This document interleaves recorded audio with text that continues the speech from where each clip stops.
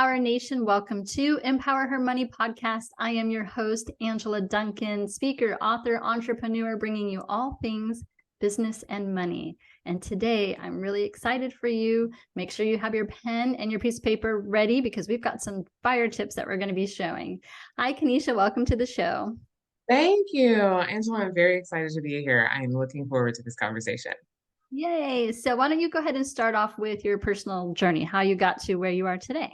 Yeah, absolutely. So I'm Kaneshi Hart. I am the host of the Coach Up podcast, and I'm also a podcast business connector, and I'll explain what that means. But how did I get here? So I started in corporate America 20 years ago, about 20 years ago. Whenever I say that, Angela, now I think, gosh, I really am getting older.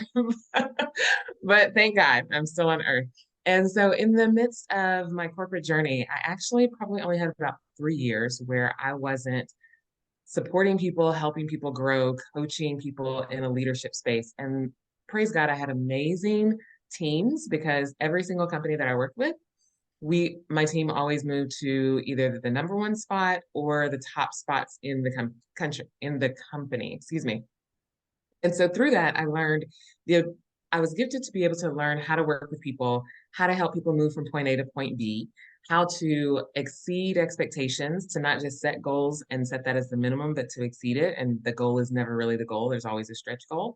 And I was able to achieve some really cool things in my work. My next to last job, I actually had the ability to travel internationally and was responsible for over 300 million in revenue generation. And it's team of over 600. I didn't directly support 600 people, but I supported people who supported 600. And so I had a great corporate career, and then the Lord called me out of it and said, I need you to come out of corporate America. And the fun thing was, 3 times he had to tell me before I got it.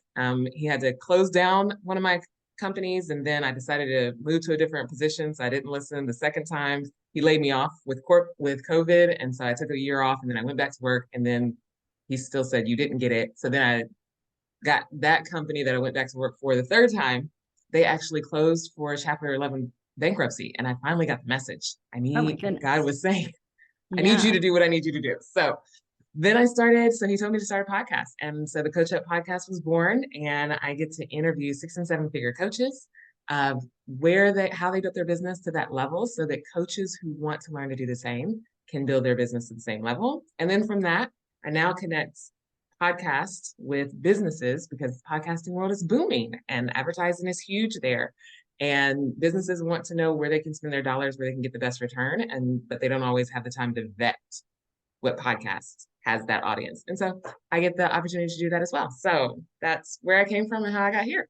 Awesome. Yeah. So I started this podcast this year in 2023, and I'm very naive in the podcast world. And when I listen to podcasts, for example, Entrepreneurs on Fire, and I hear JLD like saying, go listen to this podcast, I just thought, oh, that's so nice of him. He's promoting somebody else. I had no idea that he was actually being paid to do that. And then that kind of opened up my eyes. And then we had a conversation about it. So I would love to hear more about how podcasters like myself can help monetize it. I'm doing it out of the grace of my heart because I want to meet and promote other people. But there's a whole other world out there that I wasn't even aware of. So I would love to talk more about that. Yeah, absolutely. And I think that's the reason why, Angela, people start podcasts. A lot of people start podcasts is because there's something you're passionate about. And we have this platform now where we can share it. You don't have to show your face if you're not a video person, even though I will talk a little bit maybe about monetization when it comes to video. But you can talk about either your expertise or to other people and just share your heart. And so a lot of people get into it because we just want to share, or there's a mission that we have that's driving us to share, get that information out there. But yes, there is a business aspect to it. And so, Angela, you and your listeners will probably, if you're in the podcasting world, you will probably hear there are ways to make money by pulling other aspects into your podcast to monetize it, such as if you're a coach, to use your podcast as a way to have your voice become an authority and people will want to work with you more. I'm not going to talk about those external. I'm going to talk about it is a podcast. How do you make money from that? So I'll mention the first one that you talked about, advertising for even other podcasts or advertising for business. So sponsorships. I'm going to give you hopefully what You can probably find it somewhere on YouTube if you dig, but I'm going to give you the things that hopefully are not just the free information. These are things that this is why you come to listen to Angela's podcast. So, one, when you're approaching sponsors, I'm going to give you a little tip. Ask for an 11-minute meeting. Okay. Why do I say 11-minute meeting? Because people are busy and companies are busy. And if you ask them for 11 minutes of their time to share with them a little bit about your podcast, but really to find out more about what their business is looking for, most people are going to say, oh, I can do 11 minutes. 11 minutes catches your attention because it's not 10, it's not 20, right? And it's just unique enough that people will say, okay, I can give that person 11 minutes. So that's one tip off the bat when you are reaching out and you're looking for sponsors. So one, you want to make sure that you're very clear on who your audience is, because even though downloads are a big portion or can be a big portion of getting sponsorships, you don't necessarily have to have a lot of downloads. So for those who are like, oh, I'm not that big, wipe the sweat off your brow, it's going to be fine. What you want to do is you want to know who your audience is. So poll people, survey your audience, ask the people who are listening to your audience questions about things that the person that you're pitching to be a sponsor, they're going to be invested in. I'll give you a really good example. If you do a survey, for example, of your listeners, and if you're a business person, how many people use a CRM? And if you get back from that survey that 76% of the people are not even using a CRM, who is your target sponsor? Oh, it's going to be a CRM company. And you're going to say, you want to get in front of my audience because they are business owners who are not using a CRM, and you can be the premier one. So poll your people, know what you're pitching, but pitch an 11-minute meeting. And in that meeting, you're not pitching, you're asking questions about the sponsor of what are they looking for in their advertising? What are they looking to, what's the new product or the service that they're wanting to push to see if that collates with your audience, because it's all about them. So once you get that information, then you set the second meeting to actually pitch your services. So I'll stop there and ask if you have a question before I go to the next tip. That's amazing, because you're coming to them. You're not only servicing your audience, but now you're coming to a business and helping serving them too. So it really takes the sales pressure off, because if you've created a podcast for a reason and your audience needs your help and they're listening to you, how do you connect someone to them to help them and now help the business? So I love that, because it really took the pressure off of, oh, how do I sell sponsorships in my podcast? Well, I'm not selling, I'm serving. I love that. Yeah, that's great. I will also add, as we talked about, as I mentioned, people may think I need a lot of downloads. The other thing to remember with sponsors and using that as a monetization is people love an idea. People pay into ideas. Think about venture capitalists. People who seek venture capitalists to get funding for their business don't have a business yet, but they get millions of dollars, right, to start the business. If you're just starting your podcast, or if you're even still new, you can pitch your idea. You can pitch the big picture, and you can attract sponsorships that way.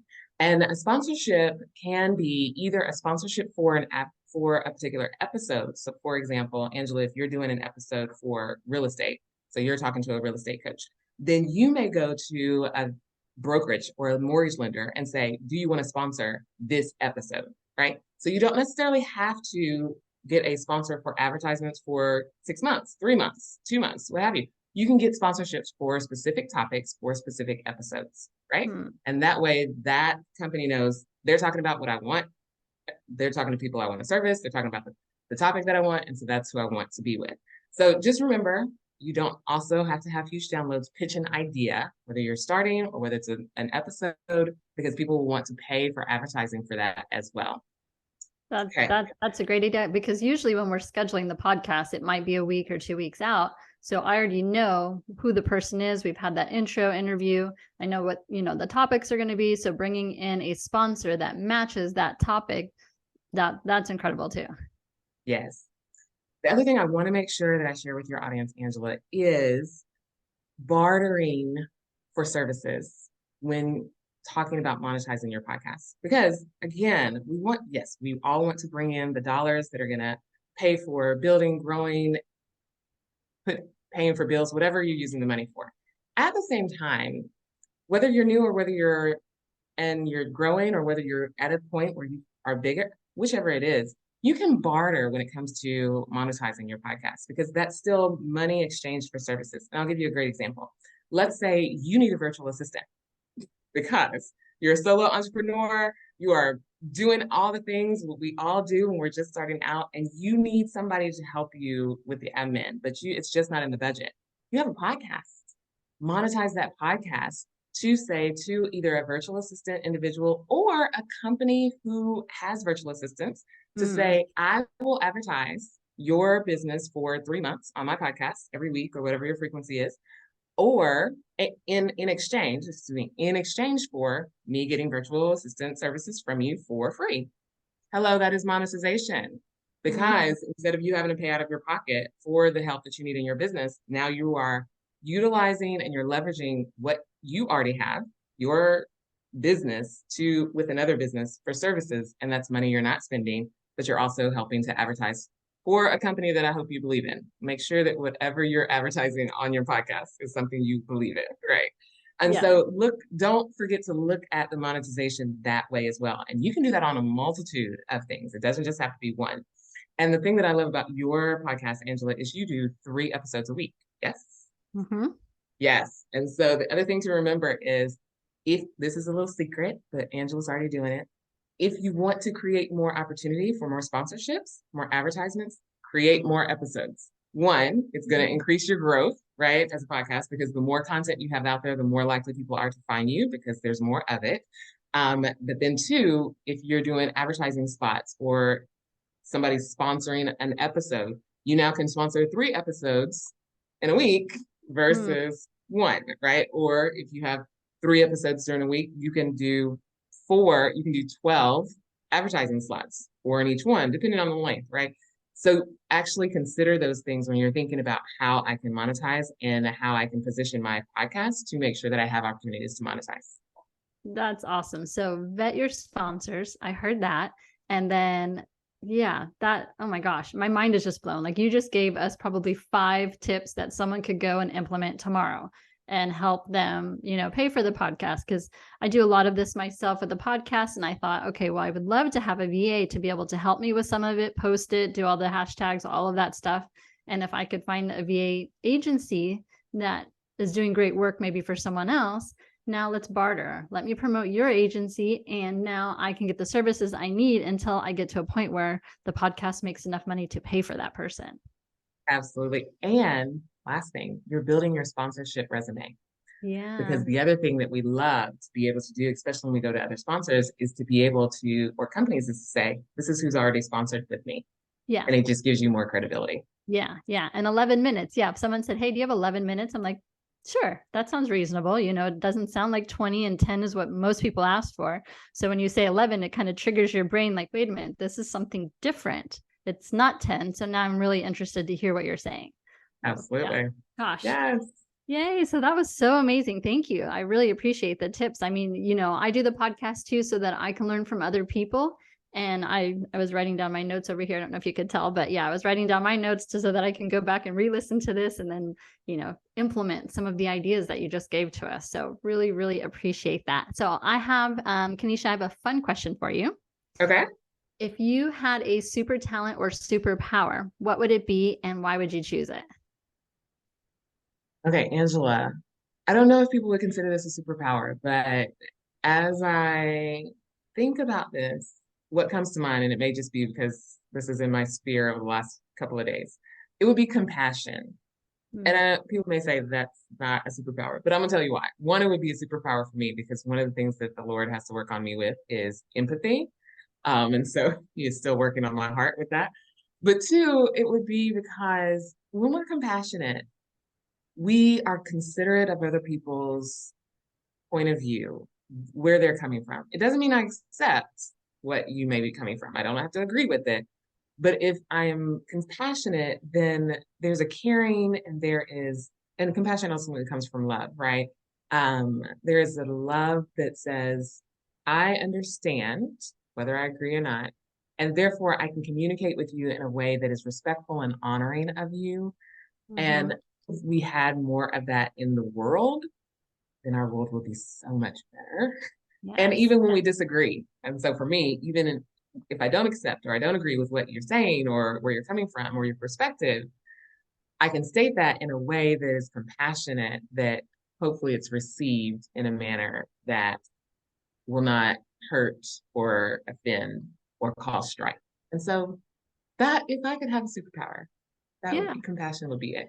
Yeah, no, I love that too. I think I agree with you. If the world was more compassionate, a lot of the issues that we see would kind of just fall by the wayside because we would come from a different place and come from our heart centered instead. So, and bringing faith into that, that I'm a Christian and I believe keeping Yes. my faith, everything that happens for me has been, set in front of me and I'm following along God's plan. So, he's introduced us for a reason so that I can help monetize my podcast, so Amen. it's good. Awesome. Kaneshi, so if our audience wants to get in touch with you and learn more about what you're doing, what's the best way for them to reach you? Best way to reach me is my LinkedIn account. And so it's Kaneshi Hart, Kaneshi, and then Hart, Hart. I know Angela have all that on the show notes, but that's the best way. You can also follow me at The Connection Collaborator on Instagram. So those are the two best ways. And if you're a podcast, then reach out to me because I want to know. So what do I have coming up and what I have going on? I want to know who you are so that I can have your information to connect you to businesses who want to potentially sponsor your podcast. And if you're a business owner, reach out to me so that we can help find the right podcast for you to advertise on. So that's what I've got going on. That's how people can connect with me and work with me. Keeping super busy for sure. For sure. It's been a good thing. I thank Jesus for it. Yeah. Yes. Awesome. That's another episode of Empower Her Money. You will need to re-listen to this episode so that you can put those items into action. The best way for us to help you with your business and with your money is to listen, learn, and put those ideas into action. So thank you so much, Kaneshi. Really appreciate your time today on our podcast. Thanks, Angela. This has been great. Thanks for having me.